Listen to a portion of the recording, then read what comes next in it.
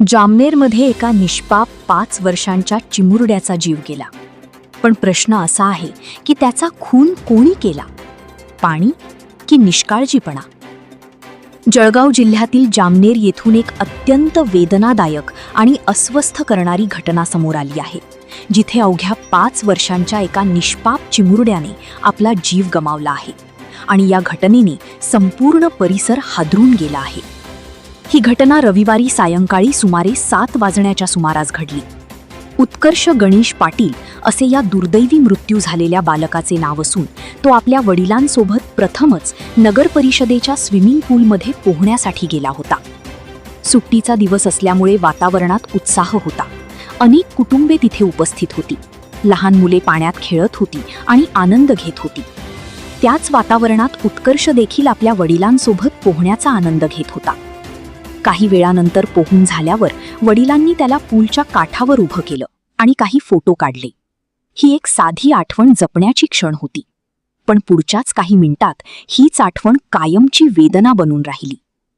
वडील कपडे बदलण्यासाठी जवळच्या चेंजिंग रूममध्ये गेले आणि उत्कर्ष तिथेच थांबला होता. सुरुवातीला सर्व काही ठीक वाटत होतं, पण खेळता खेळता तो पूलच्या एका कोपऱ्याकडे गेला, जिथे पाण्याचा आउटलेट चेंबर तयार करण्यात आला होता. हा चेंबर खोल आणि धोकादायक होता आणि सर्वात महत्त्वाची गोष्ट म्हणजे त्यावर कोणतेही सुरक्षित झाकण नव्हते किंवा पुरेशी सुरक्षा व्यवस्था नव्हती. लहान मुलाला त्या धोक्याची जाणीव होणं शक्य नव्हतं आणि दुर्दैवाने तो त्या चेंबरमध्ये पडला. काही मिनिटांनंतर वडील बाहेर आले तेव्हा त्यांना उत्कर्ष तिथे दिसला नाही.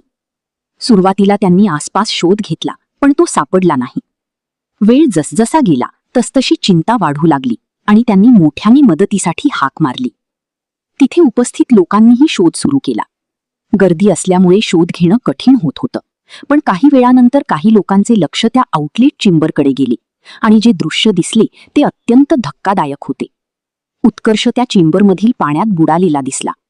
त्याला तात्काळ बाहेर काढण्यात आलं आणि रुग्णालयात नेण्याचा प्रयत्न करण्यात आला, पण तोपर्यंत खूप उशीर झाला होता.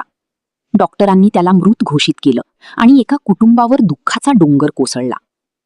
या घटनेनंतर संपूर्ण परिसरात शोककळा पसरली आणि लोकांमध्ये संतापाची लाट उसळली. कारण हा प्रश्न फक्त एका अपघाताचा नाही, तर सुरक्षेच्या गंभीर दुर्लक्षाचा आहे.